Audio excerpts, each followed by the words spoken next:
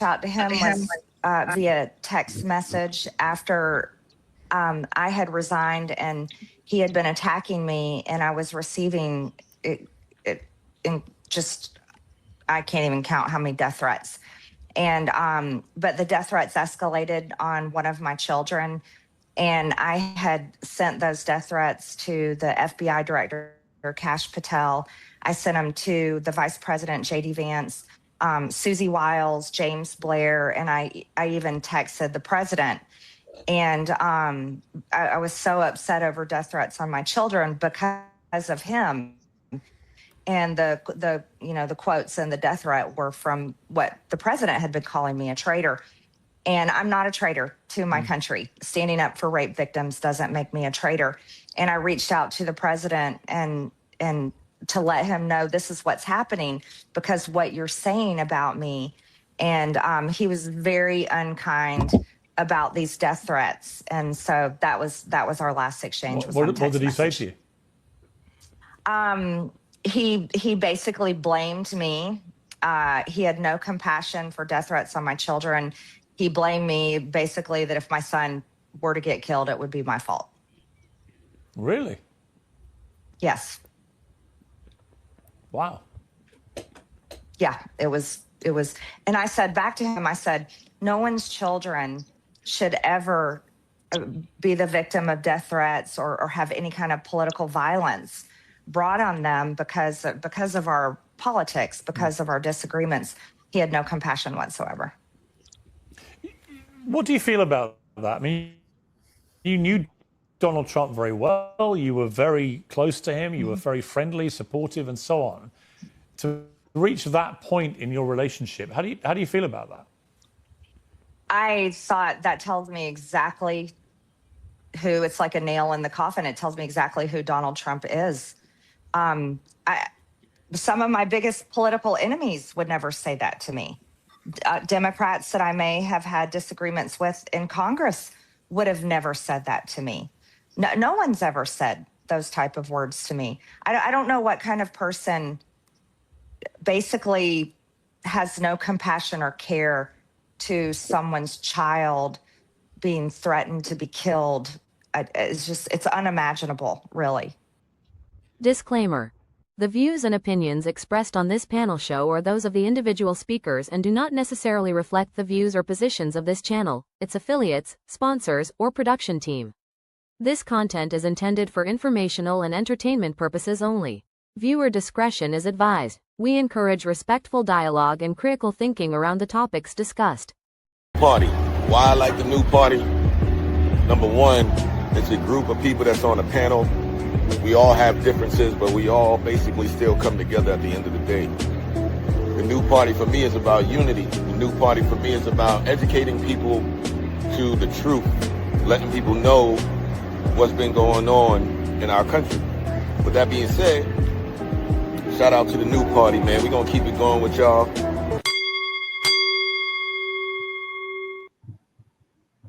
Welcome to the new party. I'm Nora Christine. I'm Gray Mars. I'm Kim.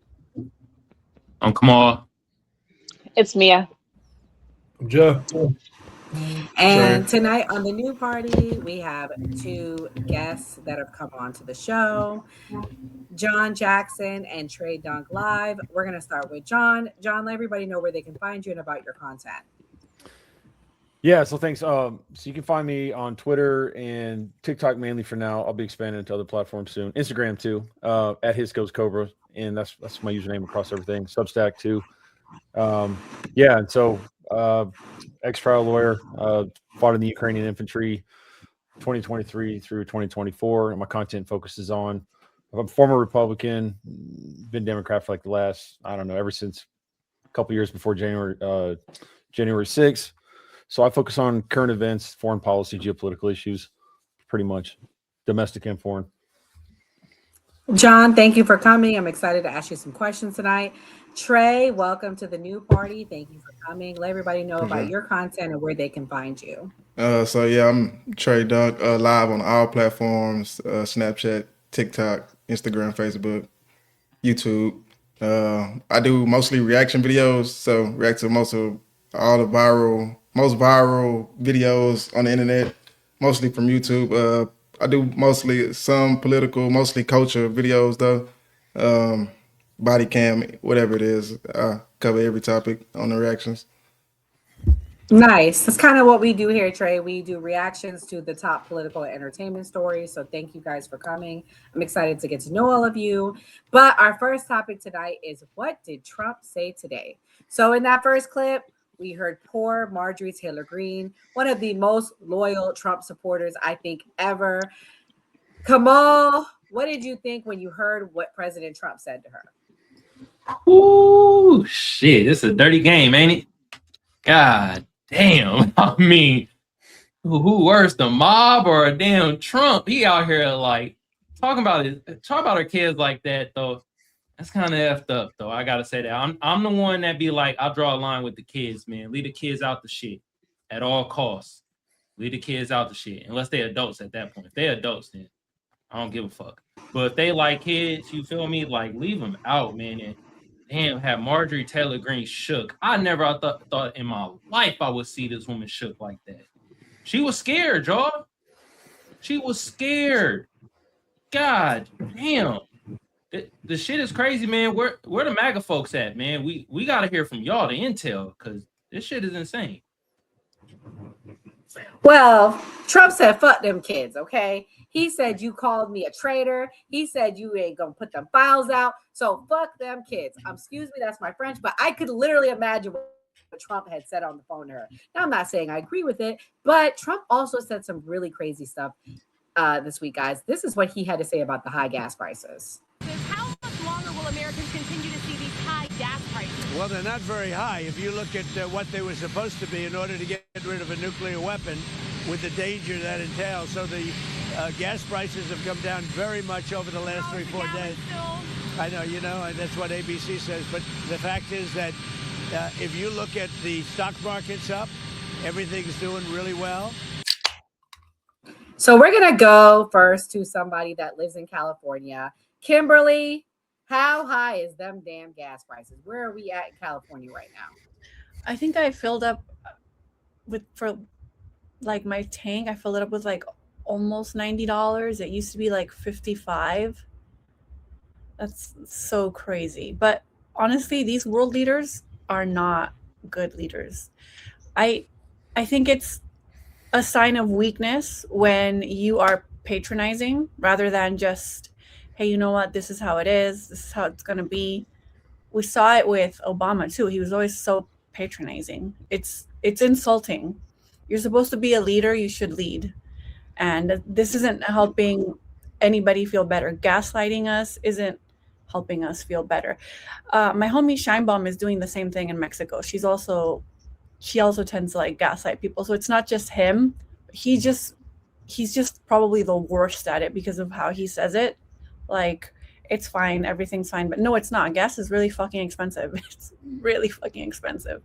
I've been thinking twice about driving all over the world like I like to, because I like to go camping and stuff.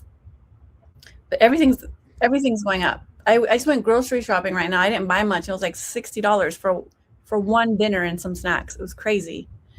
So yeah, we need real leaders, please.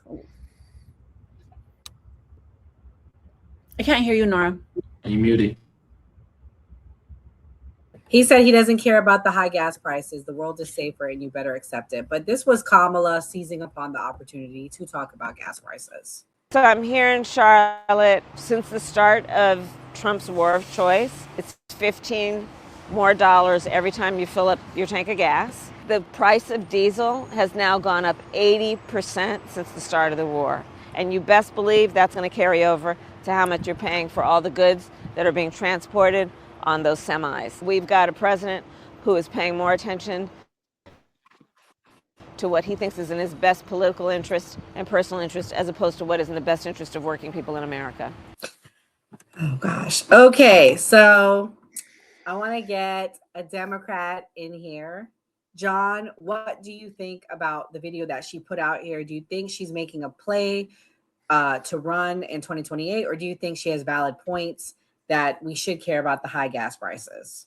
So no, I don't think she's making a play. I think it's totally legitimate. And I can tell you someone who has combat experience and has worked with, in the most complex war to date in our history in Ukraine for years and still supports units over there. This is literally the dumbest war that America has ever started. There was no imminent threat. There was no reason to go over there right now. He did not see that the most obvious things that Iran would do, which is close the Strait of Hormuz and attack economic targets all across the Persian Gulf region, that he said he didn't even think they would do that. The fact is, he said last year that nuclear program was obliterated. 20% of the world's oil is there. But more importantly than that, there's a lot of things that people don't think about that are made in the Persian Gulf region. 35% of the world's helium. Why does that matter? It's not just for balloons. You need helium to make superconductors and silicon, which is what we need for AI data centers. Our economy, more of a larger percentage of our GDP is based upon AI buildouts and AI investment than it is on consumer spending. So in this globalized economy, everything is interconnected. Even though we're a net exporter of oil, the fact is we don't manufacture anything here. We buy it from where? Taiwan, from Vietnam, from China, and it's going to affect them the most. So this is cascading across. High oil prices even affect interest rates on mortgage loans. And she does have a good point. And if this war, I'm telling you, like, this war is something that is incredibly dangerous. If you look at a map of the infrastructure in the Persian Gulf region, there's 100 million people who rely upon desalination plants to get drinking water. And those are fragile plants above ground. If we attack them, if Donald Trump follows through on his threats to commit war crimes by wiping out all the power plants, turning out the lights on 93 million people, including neonatal ICUs, old folks' homes, schools, hospitals, all that, Iran will retaliate, and you have 100 million refugees without drinking water in the desert overnight. So she's understating it, if anything, in my opinion. This is a very dangerous road that we're going down. I hope he reaches a settlement. There's no way to reopen the Strait of Hormuz without ground troops, like 50 to 70,000. And, we're in a position, we're in a box. There's nothing else we can do except for a ground invasion or, nuclear weapons, which he's obviously not going to do, I hope. So I think she's understating it. So Trey, I see you shaking your head. What's your thoughts on all of this? I know you said that if you could, let me ask you this, without getting too personal, why didn't you vote? You said to me, if I could have voted, I would have voted for Trump. Then why did you not vote? I mean, because both parties, they have things that I just don't agree with. Like the war would have been happened if Kamala was the president. That would have happened day one, first couple of weeks. We already know that. Trump took a little longer. I feel like, we know where he got the pressure from. The economy was slowing down. They needed, I don't know, they need to sell some weapons, make some money from selling these weapons. That's what I didn't want, the troops on the ground. That's why I started shaking my head. That's what I really hope Trump wouldn't take it there, like put troops on the ground. I hope he would just, fly by and, drop bombs and get in and out, and they would open it back up so eventually. But it's looking like we pissed them off too bad, and they ready to take it to whatever level they need to take it to at this point. Yeah. I mean, we killed 1, 2, like 8 leaders. Yeah, like, back to back. And the guy and the leader and his grandbaby. One thing, if you don't let me just add in on real quick, if you don't mind, is there's an important parallel here. Okay, so the Iran-Iraq War, they had just had the 1979 revolution in Iran, and they looked weak. Saddam Hussein thought they were weak, right, in Iraq, just like Donald Trump and Israel saw the Iranian regime with the protests. They thought they were weak. Well, guess what happened? Iraq, with a superior army that had a 5-to-1 advantage in tanks, helicopters, everything, they invaded and they attacked Iran. That war lasted 8 years, and Iran absorbed 1.5 million casualties, and they didn't make a dent. They gained no territory. These people will fight, and the people we killed that first day, the people that are now taking control in the regime are all people who fought in the Iran-Iraq War, people who volunteered, people who saw chemical weapons used against them. These are tough people, right. And it is a really difficult country to invade. They have 18,000-foot mountains pretty much all around. So just something to think about who the tenacity of the Iranian regime, which doesn't represent the people. Trump said you shouldn't worry. He has a deal. Let's watch. The thing we have to do is we have to make sure that Iran does not have a nuclear weapon, because if they do, you want to talk about problems, you'd have problems. So very important is that Iran does not have a nuclear weapon, and they've agreed to that. Iran's agreed to that, and they've agreed to it very powerfully. they've agreed to give us back the nuclear dust that's way underground because of the attack we made with the B-2 bomber. So we have a lot of agreement with Iran, and I think something's going to happen very positive. So Mia, where's the deal? He says there's a deal. Me and you, shout out to Mia. We've gone to BBC. We commented. You know, this is what Trump likes to do. He likes these imaginary deals. Is there a deal, or is this like what he's being fed? There's no deal. There's no deal because Israel is going to annex half of Lebanon. So there's no deal. The Iranians have already come out and they have already stated that essentially Israel has to stop their assault in Lebanon in order for them to even agree to anything. And Israel's not going to. It is, for me, it's all just ridiculous at this point in time. I mean, he does nothing but lie. Honestly, I get better info from the Lego propaganda videos than I do the media. At least the Lego videos are telling the truth. I be fact checking them, and I'm like, man, they hit every time. I'm like, man, they ain't lying. I ain't found a single lie in a Lego video at this point in time. They really are. They don't lie about anything, which is so crazy to me because I know it's propaganda. And I'm like watching propaganda. I'm like, wow. They be telling the truth about everything. This is crazy. I mean, the whole thing, it's all smoke and mirrors. You got to look at what that's a good is happening. I mean, it's all smoke and mirrors. They're all lying. I mean, Israel wants what Israel wants. They want the Greater Israel Project to go through. They're not stopping anytime soon. And we're going to give them more weapons. We're going to give them bulldozers. We're going to give them like another $120 million worth of cash for them to continue their assaults and their genocide in Gaza and soon to be their genocide in Lebanon, because we have over 100,000, if not more, people that are now displaced. A lot of them Christians that can never now go back to that annexed piece of land that they just so happen to steal from them. And there's no reparations. You know, Israel's not going to give those people reparations for their homes, their land, or anything like that. They're just taking and then hoping that the rest of Lebanon can absorb those people. 800,000 displaced. And this is an image coming out of Gaza yesterday of what journalists are now reporting. Makes you wonder why they killed 200 of them. Let's watch. Just ended. What does the situation on the ground look like now?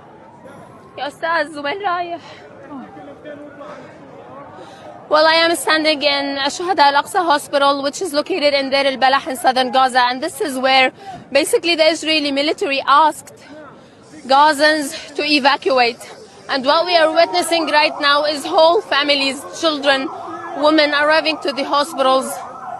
The Israeli warplanes attacked, airstriked a home that belonged to Abu Jbara family located in Deir al-Balah in southern Gaza. We saw whole families. I myself saw children, at least 10 children under the age of 5 with their heads cut off, their bodies. If you can see around me, we can still see the ambulances arriving to the Shuhada Al-Aqsa Hospital, mostly women, mostly children. I mean, this is undescribable. This is like a massacre. The number that was published from the Palestinian Health Ministry is that the death toll here in Gaza is up to 2,215 Palestinians. But me standing right here in the hospital, I can clearly tell you that the number is going up. Anyways, I play that clip to remind everyone of what's going on in Gaza. Yesterday, the Congress took a vote. It did not pass. The resolution was to prevent any further money being sent to Israel. Gray, as somebody that actually served and went to go to Iraq, what's your thoughts? Should we continue to fund Israel? And what do you think about the vote? As far as continue to fund Israel, I don't know. That's above my pay grade. I know people are upset about that, but I don't know what dealings they have with Israel and why they may want to keep that relationship. Obviously, war is bad. People losing their lives. No, nothing about that is good. Trump is making his own plan with this. I obviously don't agree with it. I didn't vote for Trump, But what I saw interesting on the clip is that there's, I think it was Piers Morgan, and the guy was interviewing him, and he was saying, "Oh, you guys are killing Jews." He was like, "No, we're not killing Jews. We're killing Israelis." So it's the state of Israel that we're upset about. It's not a religious war. It's basically based on colonialism. So I'm not sure that's up to the politicians. So, Jeff, do you pay taxes? Sure, yeah. Okay, so as somebody that pays taxes, the whole reason why we, left Britain is because taxation without representation. We want to know where our money's going to.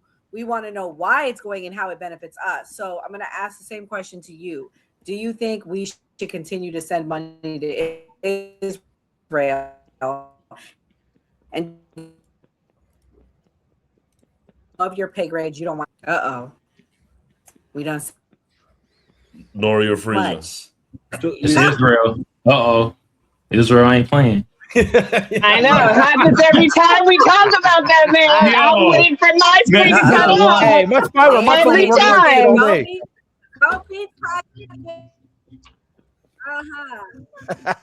Every time. We can't talk. It's like they're like witches. We can't talk about them.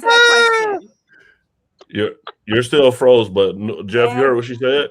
I understand it enough, yeah. I mean, she set me up well enough to she makes a valid point. Basically we're going through the second revolution of taxation without representation by paying to Israel. Let's be honest. There's, so that's my stance, and Nora set it up pretty well despite the freezing and glitching. But anytime I post on TikTok about Israel and the Jews and it flops, if I try to delete it and re-edit it, if you guys know what I'm talking about on TikTok. Yeah. It just goes away. It just never comes back. It just completely deletes. It's like only when I make a post against Israel. But if I make that happened to me too recently. Like, I mean, and there's things too, like even beyond Gaza, it's like, it's not even just like, I know some people like, in still working the intelligence services or former vets. And it's like that new death penalty law. Okay. Where it makes a distinction based upon a national origin. If you're Palestinian, you can get executed for a crime. But if you're Israeli, you can't. That's even worse than the law that our Supreme Court said was unconstitutional in 1972. I mean, and then like they get stuck in a military tribunal. They don't get a jury. I mean, it's like all of it, and it's automatic. Then you look at the West Bank. That's a violation of the Geneva Convention to resettle there. Article 49, Section 6. So it's not just one thing. It's like boom, boom, boom, boom, boom. Those daylight bombings like that. And let me just say one more thing as someone who, look, in the Ukraine war, I was infantry, and I can tell you that I fought all over the front there, and like, the amount of journalists, I don't know if we've killed any journalists, and we've put them. That's a big ass war. There's, in my sector, there was 130,000 Russian troops. I could see them on the map. We've caused 1 million Russian casualties over there. We still have, and fought in all kinds of cities, Bakhmut, Sloviansk, all over the place. We haven't killed any journalists, and they've killed. Yeah, no, I think it's like one or two. Yeah, it's like one or two on accident, right? I compared it because when it first came out, when they had like double tapped that one building, I was shocked with how many journalists were unalived. So I'd researched it. And I didn't know, like, I was in Kherson when they blew that dam up, and all the water came in, and then they were shooting at us, and we were like rescuing. I was pulling like cats, old ladies, dogs out of the water for like, and I look at it and I'm like, the amount of journalists that have been killed. I mean, that's just like a big sign for me. I don't know. That was intentional. John, were you? I was a former lawyer too. I'm actually Ukrainian, which is funny. Oh shit! Oh hell yeah! Yeah. So what did you? Were you military lawyer or what? No, I did consumer protection as a civil lawyer and just civil litigation, and then I went over there and I was in the 130th Territorial Defense Force in a quick reaction unit that went all over the front.